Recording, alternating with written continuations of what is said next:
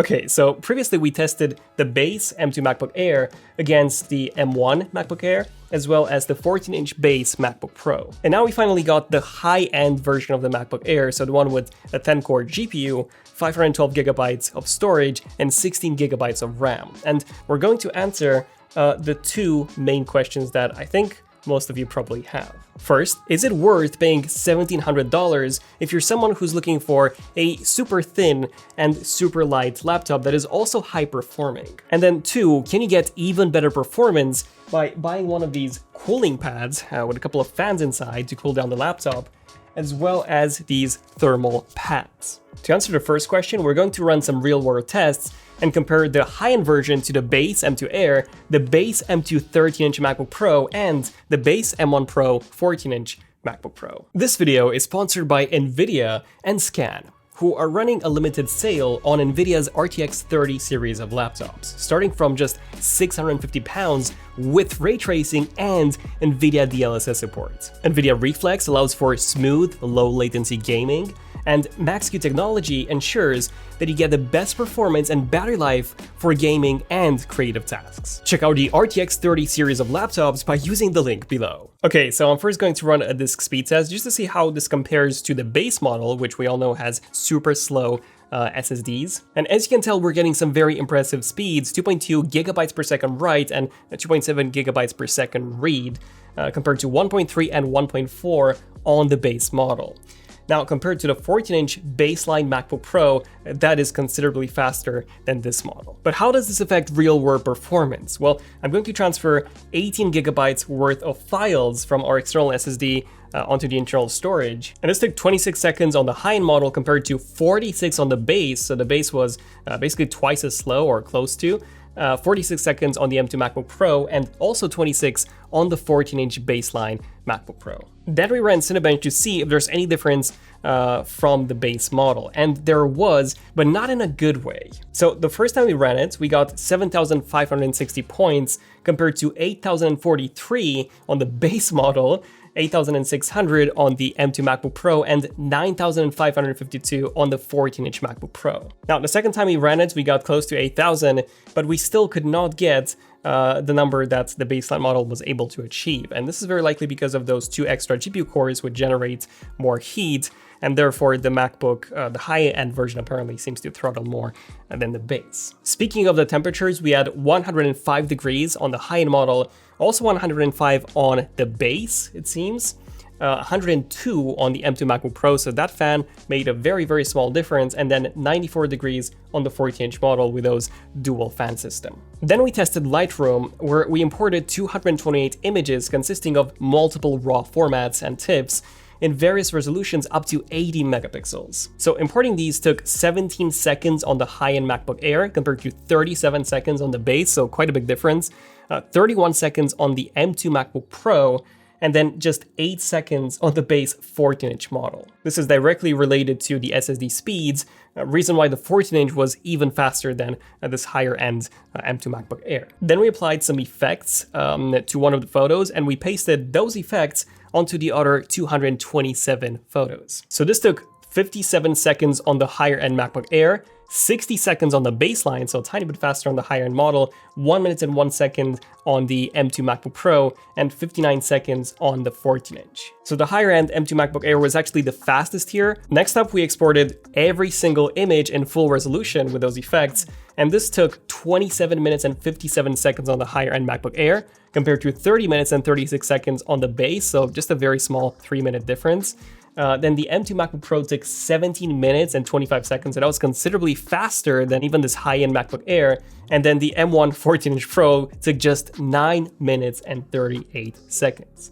So 3 times less than this higher-end MacBook Air. Then we tested the same thing, but this time with compressed images, and this took 11 minutes and 37 seconds for the higher-end MacBook Air, 17 minutes and 52 seconds for the base model, so quite a big difference here. 5 minutes and 40 seconds for the M2 MacBook Pro, so half the time it took this higher-end MacBook Air, and then just 4 minutes and 34 seconds for the base 14-inch MacBook Pro. So yeah, if you're working with Lightroom, the 14-inch is going to be a big upgrade over even the M2 MacBook Pro. And if you cannot afford a 14-inch, I would simply suggest going for the M2 MacBook Pro, even with 8 GB of RAM, as that was still twice as fast as this upgraded MacBook Air. Okay, now if you're working with Blender, we tested the classroom scene using the Cycles CPU renderer at first, and this took the high-end MacBook Air 13 minutes and 31 seconds to render. The base model took 14 minutes and 28 seconds, so it was a minute slower. The M2 MacBook Pro took 12 minutes and 41 seconds, so almost a minute faster than this MacBook Air. And then the 14-inch base took 12 minutes and 12 seconds. And it's also interesting to note the battery life drop here. So this model dropped 12%, the baseline dropped 11%, the M2 MacBook Pro only dropped 10%, and then the 14-inch dropped the most at 13%. Okay, then we switched to the GPU renderer, and this was much faster on all MacBooks. So the higher-end MacBook Air took 5 minutes and 8 seconds, the base took 5 minutes and 55 seconds, the M2 MacBook Pro took 4 minutes and 11 seconds, once again almost a minute faster than this higher-end Air. And then the M1 Pro 14-inch MacBook Pro took 3 minutes and 49 seconds. But I think what's even more surprising here is that they all lost exactly 4% battery. So I guess that if you care about Blender and also rendering on the go, in that case, the best option is the 13-inch M2 MacBook Pro, as in the previous test it only dropped 10%, and the performance was very similar to the 14-inch actually. Then we tested Final Cut Pro using our 15-minute camera comparison project in H.264. This is one of our most demanding projects yet. As you can see, there's a lot of picture-in-picture effects, and the playback was pretty good. Actually better than on the base model and especially the M1 from last year. So playback was basically flawless. In terms of rendering time, it only took 30 minutes and 5 seconds to render this on the higher end MacBook Air compared to 50 minutes and 52 seconds on the base model. The difference was massive, mostly because of that extra RAM, 16 gigabytes, which also acts as video memory. The base M2 MacBook Pro, for example, took 44 minutes and 2 seconds, so that was slower than this MacBook Air. And then the 14-inch M1 Pro was the champion at 16 minutes and 8 seconds. Once again, if you're a video editor, then getting a 14-inch model will give you a huge performance boost. But if you cannot afford that, then definitely upgrade the RAM on whatever MacBook you get to 16 gigabytes, as that would make a huge difference in Final Cut. Then we wanted to test the performance of those media engines. So we took a 5-minute 4K H.265 file and converted that into ProRes. And this took just 51 seconds on the higher-end MacBook Air compared to 1 minute and 20 seconds on the base, 1 minute and 13 seconds on the M2 MacBook Pro, and 1 minute and 14 seconds on the 14-inch model. So for some reason, this MacBook Air was actually faster than all the other MacBooks. Now, it did drop 1% battery compared to just nothing on all the other MacBooks, so something was definitely pushing the system more compared to the other ones. So then we tested this again to see if it happens again using a 6K 6-minute clip this time, and this took 1 minute and 37 seconds on the higher end Air compared to 2 minutes and 10 seconds on the base, 2 minutes and 2 seconds on the M2 MacBook Pro, and 2 minutes and 19 seconds on the 14-inch. So the Air was once again faster than all the other ones in terms of ProRes encoding. Battery-wise, it dropped 1%, just like the 14-inch model. The M2 MacBook Pro and the base M2 Air didn't drop anything. Then we tested out Logic to see how many tracks you could play at the same time without the system clogging up. As you can see, I have a couple of them lined up. I have over 160 and the system is crashing, so I'm just gonna delete a number of them until I get to a number that this machine can play in real time. And it looks like that number is exactly 70, which is the same as the base MacBook Air. The M2 MacBook Pro could play 69, and the M1 Pro 14-inch could play 118, so big difference with a 14-inch. If you're working with Logic and you have just a ton of tracks, then just get a 14-inch. Then we tested out World of Warcraft, which is one of the only games that run natively on Apple's silicon. And we got an average of 41 frames per second compared to 38.5 on the base model. However, it throttled on both quite heavily.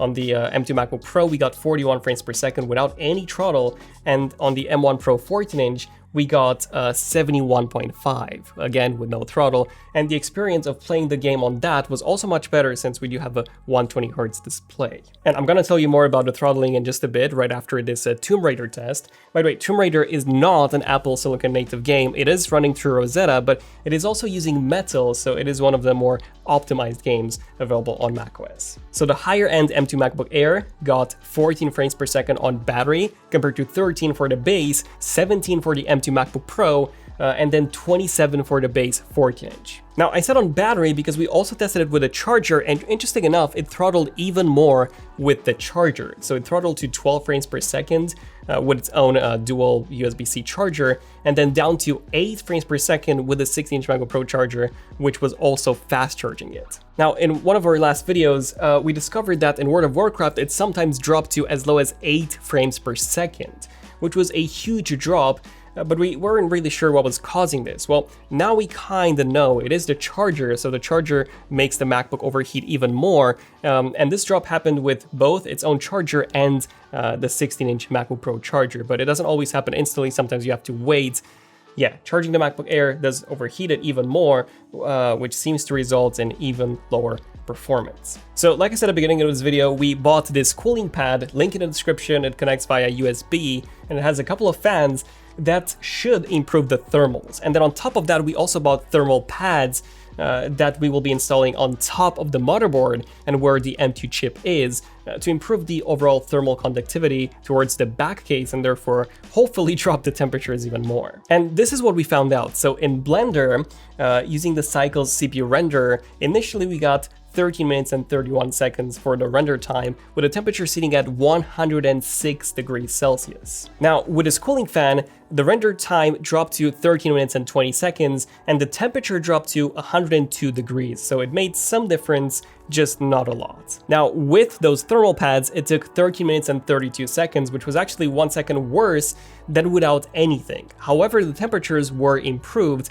at 102 degrees Celsius, just as with the cooling fan. However, when we used both, that is when we saw the biggest improvement in terms of rendering times and temperatures, at 12 minutes and 49 seconds and 101 degrees Celsius, which was almost as good in terms of the render time as the M2 MacBook Pro, which does have a fan, and that one took 12 minutes and 41 seconds. Then we also tested Final Cut. So initially it took 30 minutes and 5 seconds to render this project, and the temperature was sitting at 72 degrees. Now, when we connected this cooling fan, the render speeds were significantly increased to 22 minutes and 2 seconds. That's 8 minutes faster by using this cooling fan, and the temperatures, interesting enough, were actually higher at 84 degrees. With the thermal pads, it took 21 minutes and 33 seconds, so an even better improvement over just the fan, and the temperatures were cooler at 81 degrees. Still not as cool as without anything, which is quite interesting. And then with both combined, it only took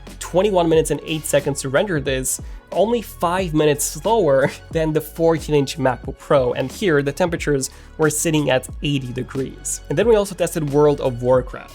So initially, the frame rate dropped from about 46 frames per second standing still to 33 frames per second in 30 minutes, and the temperatures were sitting at 74 degrees. Now, with the cooling fan connected, the frame rate dropped from 46 to only 43 in 30 minutes, so that's a huge improvement. The temperatures were again higher, just like in the Final Cut test, at 86 degrees. Now, with the thermal pads, it dropped from 46 down to 35 in 30 minutes, and that was pretty bad. The temperatures were sitting at 74, but then when we combined the cooling fan with the thermal pads, it dropped from 47, so it was actually higher initially, to 47, so it basically did not throttle at all. The temperatures were sitting at 80 degrees, so it looks to me like the reason why the temperatures are actually higher but the performance is better when using these cooling solutions is that the MacBook realizes that those high temperatures can be sustained, and because of that, the performance of course is also increased instead of Apple throttling the performance when it sees that the temperatures cannot be sustained.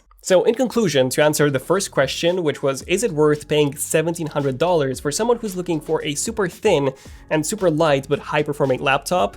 Well, my answer is, if you're not a power user, then absolutely. But if you have more intensive workloads, then I would still suggest getting a 14-inch base MacBook Pro. So that one starts from $2,000, but you can find it for as low as $1,900 or so, link in the description, which means that you're only paying $200 extra.